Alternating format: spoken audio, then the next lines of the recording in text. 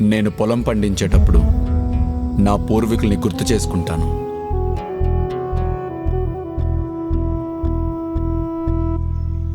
కానీ జగనన్న ప్రభుత్వం వచ్చాక కష్టాలు పోయాయి, రైతుల జీవితాలు మారాయి. విత్తనం నుండి పంట అమ్ముకుని డబ్బులు చేతికొచ్చేదాకా ప్రభుత్వం మాకు అండగా ఉంది. మనకు జగనన్న ఉన్నాడు. ఇప్పుడు మేము చేసే వ్యవసాయం మేము సంతోషంగా ఉండటం మా పూర్వీకులు చూసుంటే బాగుండేది.